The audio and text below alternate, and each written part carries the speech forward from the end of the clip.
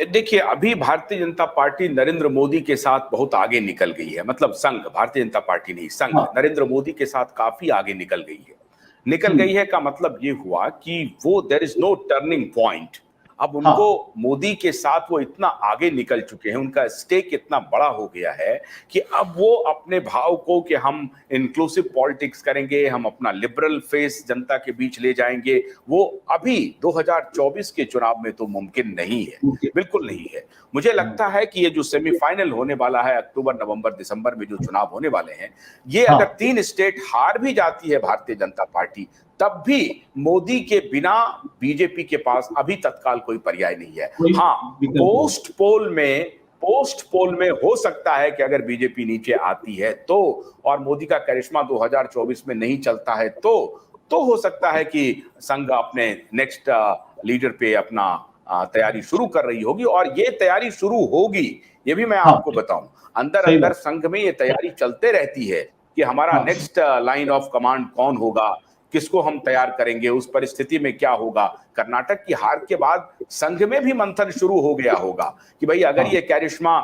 धीरे धीरे फेड करता है, धीरे धीरे खत्म होता है, तो ऐसी स्थिति में ऐसा ना हो जाए कि एकदम से कॉम्प्लेसेंट स्थिति में हम लोग रहें और 2023 के आखिर में जो सेमीफाइनल होने हैं तीन चार स्टेट में, अगर उसमें हम लूज कर गए तो कर्नाटक का जो रिफ्लेक्शन है वो कंटिन्यू करेगा और तब तो शायद विपक्ष ये कह देगा कि भाई अब तो मोदी खत्म हो गया है, अब खत्म है बीजेपी। 2024 अप्रैल के पहले ही ऐसा माहौल बनने लगेगा कि शायद भारतीय जनता पार्टी खत्म हो गई, सरकारी खत्म चली गई, इस तरह का माहौल बन सकता है। इसीलिए ये डिपेंड करेगा नवंबर पे किस प्रकार का प्रदर्शन होता है अपोजिशन का। सही बात, धन्यवाद आशुतोष जी। मैं आखिरी सवाल के लिए प्रकाश जी के पास जाऊंगा। प्रकाश सर, तुम्हाला एक प्रश्न असा शेवटचा असा विचारायचा आहे, आखिरी सवाल मैं आपसे पूछना चाहता हूं कि जिस तरह से महाविकास आघाड़ी के नेता स्ट्रॉन्गमैन शरद पवार जी के पैर इधर उधर हिलडुल रहे हैं, और जैसा आशुतोष जी ने कहा कि उनकी नजर अजित पवार के ऊपर टिकी हुई थी, तो क्या आने वाले चुनाव में भाजपा इसका फायदा उठा सकती है? क्योंकि भाजपा को बिना कंधे के सिवा किसी भी स्टेट में भाजपा खड़ी नहीं हो सकती, जीत नहीं सकती, यह अभी तक का इतिहास है।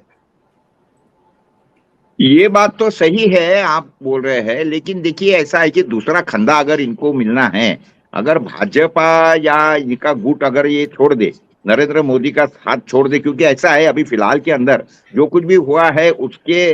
कारण नरेंद्र मोदी के ऊपर लोगों का भयंकर रोष है। यानी जिस तरीके से उन्होंने नोटबंदी के बारे में किया, उसके बाद में कोरोना काल हैंडल किया, बाकी भी सारी चीजें उन्होंने किया, किसानों को हम दुगना दाम देंगे, उसके बाद में जो ये अपने पंजाब के बॉर्डर के ऊपर जो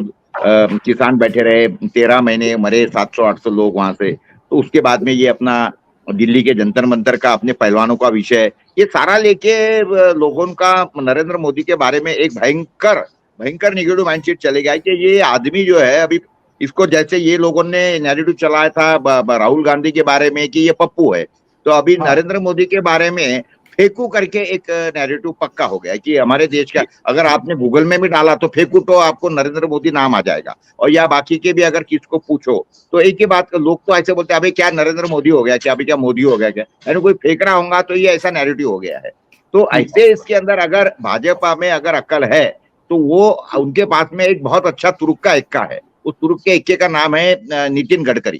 तो नितिन गडकरी निश्चित रूप से बहुत अच्छा आदमी वो सिद्ध हो सकता है, लेकिन दैट इज ऑल डिपेंड कि किस तरीके से इनको बीजेपी सत्ता में चाहिए या इनको मोदी सत्ता में चाहिए, ये सारा ऊपर डिपेंड करा। अगर ये चाहते हैं कि नहीं